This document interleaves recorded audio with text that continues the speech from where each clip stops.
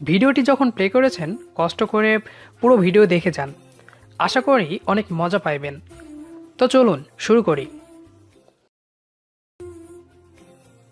জানেন, বিয়ের আগে আমি প্রায় ৩,৫০০ প্রপোজাল পেয়েছিলাম। বাসরাতে বউয়ের মুখ থেকে এমন কথা শুনে বুঝতে পারলাম বউ আমার সেই লেভেলে চাপাবাজ। আমি বউয়ের কথা শুনে হা করে তাকিয়ে রইলাম। বললাম, এত প্রপোজাল পাইছিলেন? শুধু কি তাই, কত ছেলে যে আমার জন্য হাত পা বুক কেটে নাম লিখেছে তার হিসেব নেই। বাপ রে, আপনি তো দেখছি বিরাট মাপের সেলিব্রিটি। আরে শোনো না গেই, এটা বলতে অবশ্য লজ্জা লাগছে, তবুও বলি, ২-৩ জন ছেলে তো আমাকে পাওয়ার জন্য তাদের নুনই কেটে ফেলেছে। কি হাস্যকর ব্যাপার, তাই না? নুনো কাটার কথা শুনে পুরাই আবুল হয়ে গেলাম। এ কেমন কথা? নুনোই যদি না থাকে, ভালোবাসার মানুষটাকে পেয়ে কী লাভ? ব্যাপারটা আমার মাথায় আসলো না।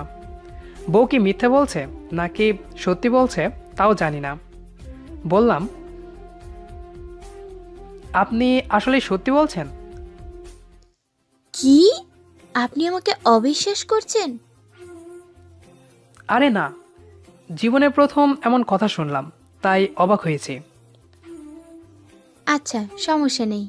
জানেন, আমার খুব ইচ্ছে ছিল আমার বরের সাথে নেপচুনে বাসর করব, কিন্তু সেটা আর হলো না। এই কথা বলেই বউ দুঃখ প্রকাশ করলো। মনে মনে বললাম, ইচ্ছের মায়ের বাপ, কি ইচ্ছে রে মায়েরই।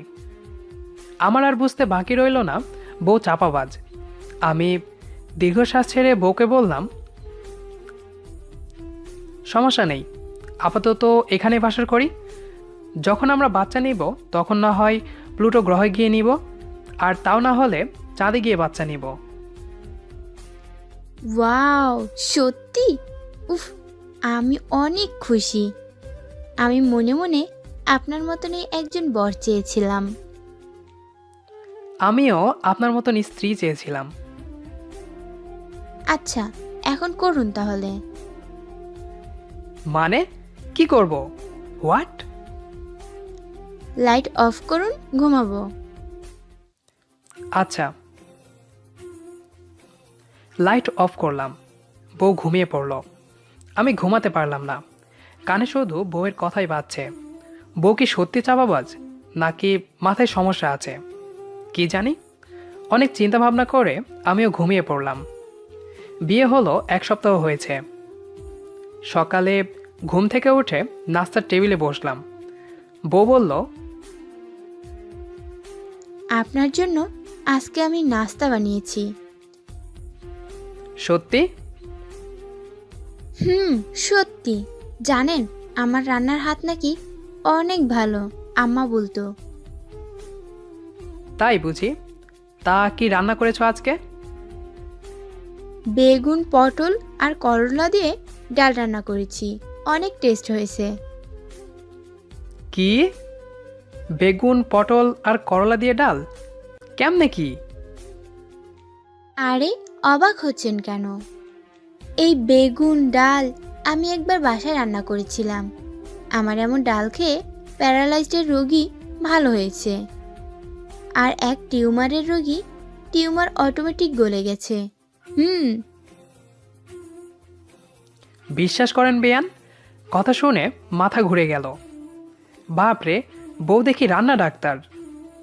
বেগুন ডাল খেয়ে প্যারালাইজড টিউমারের রোগী ভালো হয়ে যায়, ভাবা যায় এগুলা?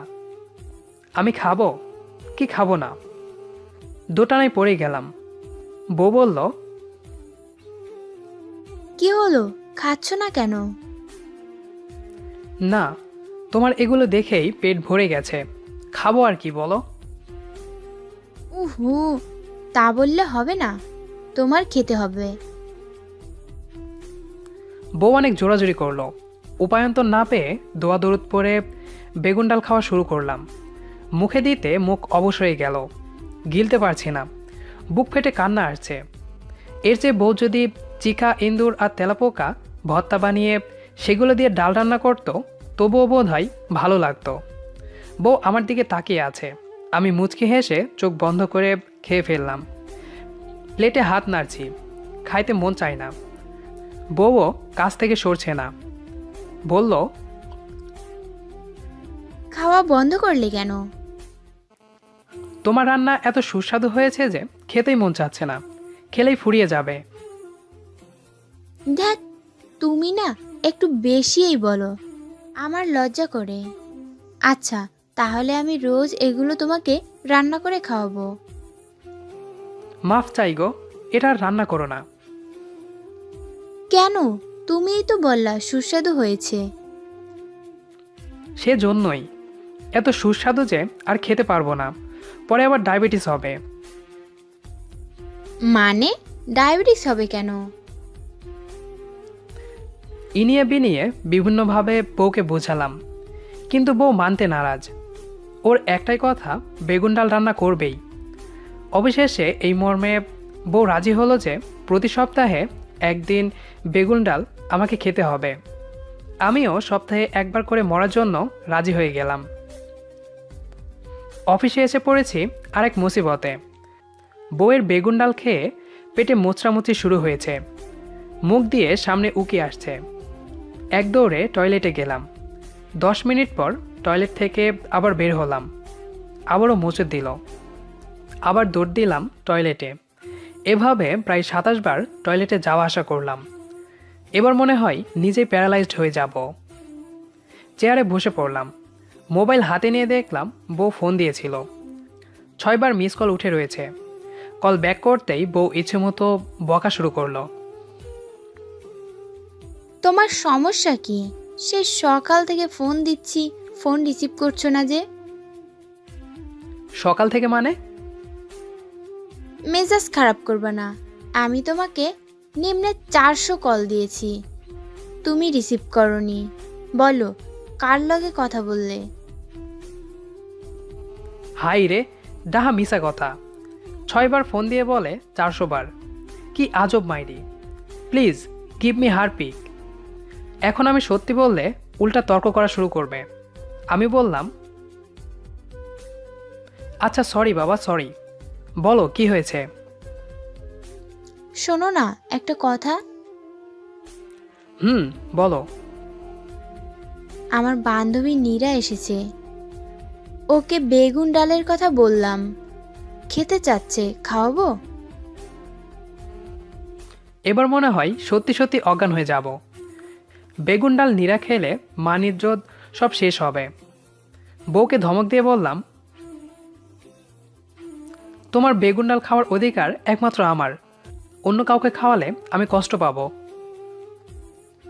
ওলে গুলুমুল্লু জামাইটা। আচ্ছা, কাউকে খাওয়াবো না। লাভ পিউ বৌমনি। লাভ ইউ টু জামাই। যাক, অবশেষে বাঁচলাম। বসের কাছ থেকে বলে ছুটি নিলাম। বেগুন ডাল খেয়ে শরীর খারাপ হয়ে গেছে। সন্ধ্যার দিকে বাসায় গেলাম। বউ বলল, কি হয়েছে এত তাড়াতাড়ি এলে যে? এমনি ভালো লাগছিল না, তাই। এই, তোমার আবার শরীর খারাপ করলো না তো? আচ্ছা, ভিতরে এসো। আমি ভেতরে গেলাম। ফ্রেশ হয়ে বিছানায় গা এলিয়ে দিলাম। রাত 10টা বাজে। আমি আর বউ ছাদে বসে আছি। বউ হঠাৎ বলল, আচ্ছা তানভীর, আমাদের প্রথম কি বেবি হবে? মেয়ে বেবি হবে। আমারও আশা আমাদের মেয়ে বেবি হোক। আচ্ছা, আমরা এক কাজ করব। কি কাজ? আমরা 250 বাচ্চা নিব, তুমি কি বলো? What the fuchka! বউ বলে কি? 250 বাচ্চা? হাউ জোকস অব দ্য আমাগো ছাদের ওপরে। কেমনে সম্ভব? অবাক হয়ে বললাম, 250 বাচ্চা কেমনে সম্ভব? বারে, তুমি চাইলে সব সম্ভব। তবে শোনো, আমরা একটা ফুটবল, একটা ক্রিকেট, ভলিবল, হকি খেলার টিম বানাবো, দারুণ হবে না? এই মুহূর্তে মনে হচ্ছে ছাদ থেকে লাফ দেই, কিন্তু ভয় করে, তাই লাফ দিলাম না। বউকে বললাম, আচ্ছা নিও, সমস্যা নেই। এই একটা সুন্দর গান বলো না। আমি তো গান পারি না, তুমি গাও। ওহো, আমি গান পারি না, তবে গল্প বলি, শুনবে? বলো।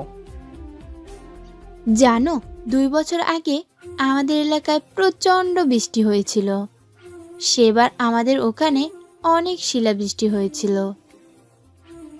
হুম, তারপর? অবাক করা বিষয় কি জানো, শিলাবৃষ্টির সাথে আমাদের বাসায় আকাশ থেকে মুরগির ছাউ পড়েছিল।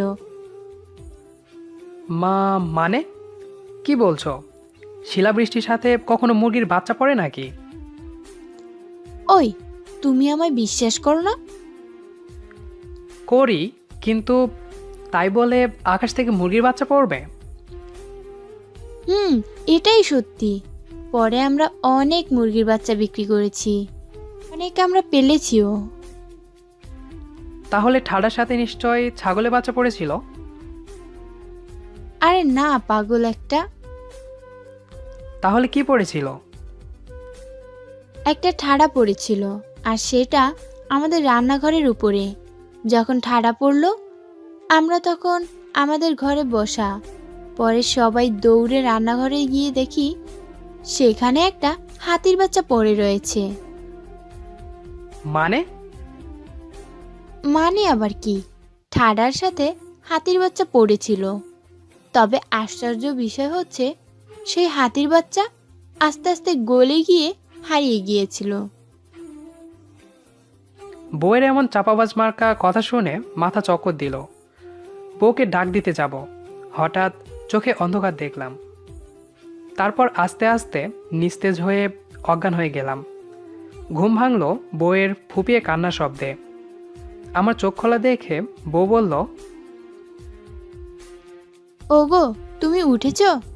আজ 5 দিন যাবৎ তোমার জন্য অপেক্ষা করছি। কেমন আছো তুমি? দেওয়ালে থাকা ক্যালেন্ডারের দিকে তাকালাম। তারিখ সময় সব ঠিক আছে, কিন্তু 5 দিন হলো কেমনে বুঝে আসলো না। আমি আবার আলতো করে চোখ বুঝলাম, আর চোখ খোলার ইচ্ছে নেই। বিদায় পৃথিবী। গল্পটি আগে কোথাও শুনেছেন কিনা জানি না, তবে গল্পটি আপনার কাছে কেমন লেগেছে সেটি কমেন্ট করে জানিয়ে দেবেন। আর নিয়মিত ভালোবাসার ভিডিও পেতে আমাদের চ্যানেলটি সাবস্ক্রাইব করে পাশে থাকা বেল বাটনে ক্লিক করে অলে ক্লিক করে দিন। ধন্যবাদ সবাইকে।